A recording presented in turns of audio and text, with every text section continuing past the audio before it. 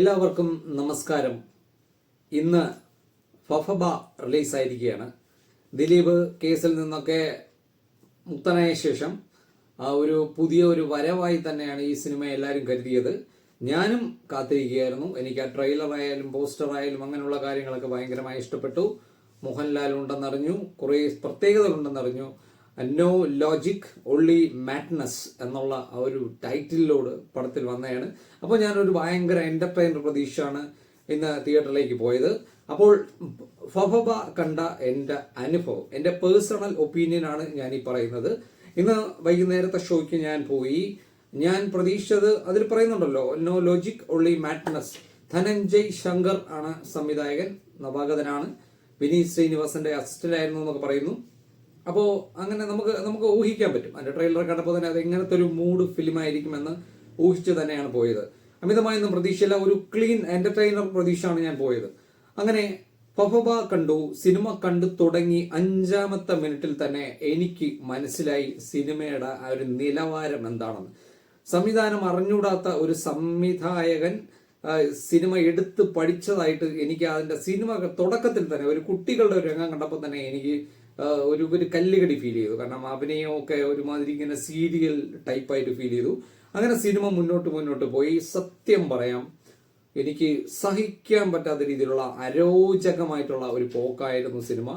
എനിക്ക് സിനിമ ഇങ്ങനെ വിലയിരുത്താനൊന്നും അറിയില്ല. സിനിമയുടെ ഏറ്റവും വലിയ നെഗറ്റീവ് എന്ന് പറഞ്ഞാൽ കഥ, തിരക്കഥ, സംഭാഷണം, സംവിധാനം. ഇത് നാലും ഇല്ലെങ്കിൽ സിനിമ ഇല്ല. അപ്പൊ അങ്ങനെ നോക്കിക്കഴിഞ്ഞാൽ ഇതൊരു സിനിമയല്ല. അപ്പൊ ലോജിക്, മാഡ്നസ്, ഇത് പറയുന്നുണ്ടല്ലോ, ലോജിക് ഇല്ല, മാഡ്നസ് മാത്രമേ ഉള്ളൂ, മാസ് മാത്രമേ ഉള്ളൂ. ഇത് മാഡ്നസ് എന്ന് പറഞ്ഞാൽ ഭ്രാന്ത് കുറച്ച് കൂടിപ്പോയി എന്ന് തന്നെ പറയാം. എനിക്ക് കണ്ടുകൊണ്ടിരിക്കാൻ പറ്റിയില്ല. ഞാൻ തുറന്നു പറയാം, ഈ അടുത്ത കാലത്തേക്കും ഇത്രയും അരോചകമായ ഒരു സിനിമ അനുഭവം എനിക്ക് ഉണ്ടായിട്ടില്ല. എന്റെ പ്രതീക്ഷകളെയൊക്കെ തകിടം മറച്ചു. ഞാൻ എന്ത് പ്രതീക്ഷ പോയോ അതിന്റെ വിപരീതമല്ല, അതിനേക്കാൾ വെറുപ്പിക്കുന്ന രീതിയിലുള്ള ഒരു എക്സ്പീരിയൻസ് ആയിരുന്നു എനിക്ക് തിയേറ്ററിൽ. മൊത്തത്തിലൊരു കോലാഹലം തന്നെയാണ് ഈ സിനിമ എന്ന് തന്നെ പറയാം. പ്രത്യേകിച്ച് ഇതിൻ്റെ അതൊരു സിനിമ എന്ന് പറയാനതൊന്നുമില്ല. എന്തൊക്കെയോ പരസ്പര ബന്ധമില്ലാത്ത കുറെ രംഗങ്ങൾ അങ്ങോട്ട് കാണിക്കുന്നു, ആളുകൾ എന്തൊക്കെയോ പറയുന്നു, ഒരു ഒട്ടും ബലമില്ലാത്തൊരു കഥ, ഒരു കൂട്ടം കോപ്രായങ്ങൾ, പിന്നെ അഭിനയമൊക്കെ വളരെ ദുരന്തമാണ്. ഇനി ഓരോരുത്തരായിട്ട് പറയാം. പ്രത്യേകിച്ച് ഇതിന്റെ കഥയെ പറ്റി ഒന്നും പറയാനൊന്നുമില്ല. കഥയൊക്കെ ഭയങ്കര കോമഡിയാണോ സീരിയസ് ആണോ എന്നറിയില്ല. സീരിയസ് കാണിച്ചാൽ പോലും ചിരി വരും, അങ്ങനത്തെ ഉള്ള രീതിയിലുള്ള സാധനമാണ്. മൊത്തത്തിലൊരു ബോറൻ പരാജയ സംഭവമാണ്, കയ്യിൽ നിന്ന് പോയ ഒരു സാധനം. അതുകൊണ്ട് കൂടുതലൊന്നും ഇതിനെപ്പറ്റി പറയാനില്ല. പിന്നെ മോഹൻലാലിന്റെ ഇതുണ്ട് എന്നുള്ളത് ഈ സിനിമയുടെ ഒരു ഹൈലൈറ്റ് ആണ്. മോഹൻലാലിന്റെ ഒരു ഗസ്റ്റ് അപ്പിയറൻസ് ഉണ്ട്. അത് ഗസ്റ്റ് അപ്പിയറൻസ് ആണോ അല്ലാതെ മോഹൻലാൽ അതിലുള്ളതാണോ എന്നൊന്നും അറിയില്ല. അങ്ങനെ ഉണ്ട്. മൊത്തത്തിൽ ഈ സിനിമ എന്ന് പറഞ്ഞാൽ ഒരു സ്പൂഫാണ്, ഒരു പാരഡിയാണ്, ഒരു കോമഡിയാണ്, ഒരു മാസാണ് എന്നൊക്കെ പറയാം. ഈ ദിലീപിന്റെ ഇതുവരെയുള്ള സിനിമകൾ പലതിന്റെയും ഒരു കുറച്ച് സംഭവങ്ങളെ ഒരു കോമിക്കായിട്ട് അല്ലെങ്കിൽ ഒരു പാരഡി ലെവലിൽ കാണിക്കുന്ന കുറെ സംഭവങ്ങളുണ്ട്. അത് വെട്ടമുണ്ട്, പറക്കുന്തളികയുണ്ട്, നമ്മുടെ റൺവേ ഉണ്ട്, അങ്ങനെ കുറെ സിനിമകൾ ഇങ്ങനെ റിപ്പീറ്റ് ചെയ്ത് അതിലെ ഡയലോഗ്സ്, കുറെ സീൻസ്, അതിലെ വണ്ടികൾ, ഇങ്ങനെയൊക്കെ പറയുന്നുണ്ട്. പിന്നെ വിജയ്ക്ക് കൊടുക്കുന്ന ഒരു ട്രിബ്യൂട്ടാണ്, മോഹൻലാലിന് കൊടുക്കുന്ന ഒരു ട്രിബ്യൂട്ടാണ്.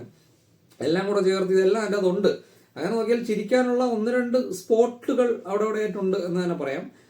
പക്ഷെ എനിക്ക് എൻ്റെ കണ്ണിൽ അതൊരു സിനിമയല്ല.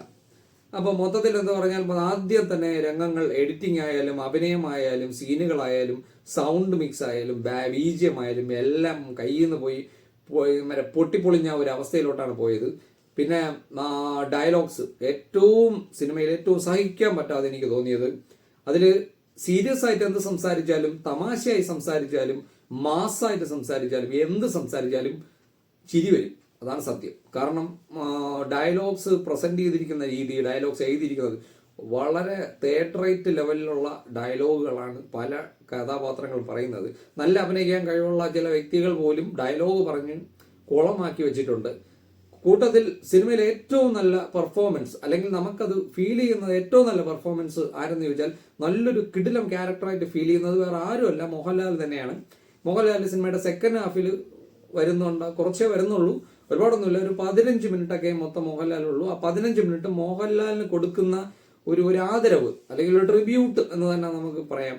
എല്ലാ സീനും മോഹൻലാലിന്റെ മുണ്ട് മടക്കി കെട്ട്, പിന്നെ മീശ വിരിക്കൽ, സ്റ്റണ്ട്, ഡാൻസ്, പിന്നെ നമ്മൾ ഇതുവരെ ഈ അടുത്ത കാലത്തെങ്കിലും കണ്ടിട്ടില്ലാത്തൊരു മോഹൻലാലിനെ ആ സിനിമയിൽ കാണാം. അത് ഞാൻ സമ്മതിച്ചു. ഈ ഒന്നിനും കൊള്ളാതെ പോകുന്ന ഒരു സിനിമ ഒരു നല്ലൊരു പാറ്റേണിലോട്ട് അങ്ങ് ചേഞ്ച് ആകുന്നത് മോഹൻലാൽ വരുമ്പോഴാണ്. മോഹൻലാലിനെ കാണാനുമായാലും ഇപ്പൊ ഞാൻ പറഞ്ഞ ഞരമ്പിലൂടെ മോഹൻലാൽ ലാലേട്ടൻ ഓടുന്ന ചില മറ്റേ ഭ്രാന്ത് പിടിച്ച ചില ഫാൻസ് ഉണ്ട്. അവർക്ക് പറ്റിയ സാധനമാണ്. മോഹൻലാലിന്റെ എല്ലാ പരിപാടിയും ഉണ്ട്. സ്ഫടികത്തിലെ മുണ്ട് പറിച്ചടി വരെയുണ്ട്. എല്ലാ സംഭവവും കേട്ടിട്ടുണ്ട്. മോഹൻലാലിന്റെ ആക്റ്റീവ് ആയിട്ടുള്ള ഒരു പെർഫോമൻസ് ആണ് കുറച്ച് നാളുകൾക്ക് ശേഷം കണ്ടത്. നമ്മൾ തുടരുമിലൊക്കെ കണ്ടു, പക്ഷെ ഇതങ്ങനെയല്ല. നമ്മളത് പണ്ടത്തെ ഒരു മറ്റേ ഗുണ്ട ലാലേട്ടൻ ഉണ്ടല്ലോ, ആ ഒരു സെറ്റപ്പാണ്.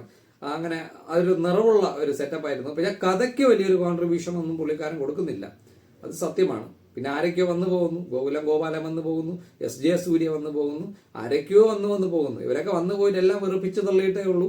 ആരും പ്രത്യേകിച്ച് സിനിമയിൽ ഒന്നും ചെയ്തിട്ടില്ല. മൊത്തത്തിൽ ഒന്നിനും കൊള്ളില്ല. ഇതിൽ സെന്റി പോലും ഒന്നും ഏറ്റിട്ടില്ല.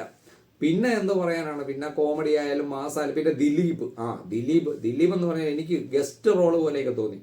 ദിലീപ് ആദ്യത്തെ ഒരു സീനിൽ വരും, പിന്നെ മറ്റു ചിലരുടെ കുറെ രംഗം കാണിക്കും, വീണ്ടും കുറച്ച് ദിലീപ് വരും. ദിലീപ് എന്തൊക്കെയോ പറയുന്നു, ദിലീപ് അല്ല ഓൾറെഡി മാഡാണ് എന്നൊക്കെ പറയുന്നുണ്ട്. അപ്പൊ പിന്നെ നമുക്ക് കൂടുതലൊന്നും ചിന്തിക്കാം. ദിലീപിന് അതിലൊന്നും ചെയ്യാനില്ല. പിന്നെ ഒരു ഭയങ്കരമായ ആക്ഷൻ സീക്വൻസുകളൊക്കെ ഉണ്ട്, ഇഷ്ടം പോലെ ആക്ഷൻ സീക്വൻസുകളുണ്ട്. പക്ഷെ ഒരൊറ്റ സാധനം നേരെ എടുത്തിട്ടില്ല. നല്ലൊരു ക്യാമറ ഇല്ല, നല്ലൊരു BGM ഇല്ല, എൻജോയബിൾ ആയിട്ടുള്ള VFX ഇല്ല. ഈ ആക്ഷൻ സീനൊക്കെ പറ്റാത്ത സീനുകളെ എടുത്ത് കുളമാക്കി വെച്ചിരിക്കുന്നു എന്ന് തന്നെ പറയാൻ പറ്റൂ. മൊത്തത്തിൽ എനിക്ക് ഈ സിനിമയെ പറ്റി യാതൊരു നല്ല അഭിപ്രായം പറയാനില്ല.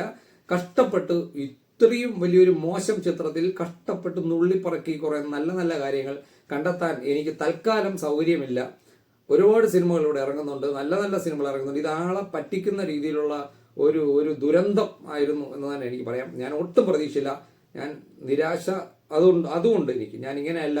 ദിലീപിന്റെ ഒരു തിരിച്ചുവരവ് ഞാനും പ്രതീക്ഷിച്ചതാണ്. ഞാനും എല്ലാവരും വളരെ ആരാധിച്ചിരുന്ന ഒരു നടനാണ്. ഒരു കാലത്ത് നമ്മളെ ഒരുപാട് ചിരിപ്പിച്ചൊരു വ്യക്തിയാണ്, കഴിവുള്ള ഒരു വ്യക്തിയാണ്. എന്നാൽ ഇതിൽ പുള്ളിക്കാരനെതിരെ ആക്റ്റീവായിട്ട് അഭിനയിച്ചിട്ടുണ്ടില്ല എന്ന് പറയുന്നില്ല. പക്ഷെ ഇതല്ല ദിലീപിന്റെ തിരിച്ചുവരവ് എന്ന് പറഞ്ഞ് പ്രതീക്ഷിച്ചത്.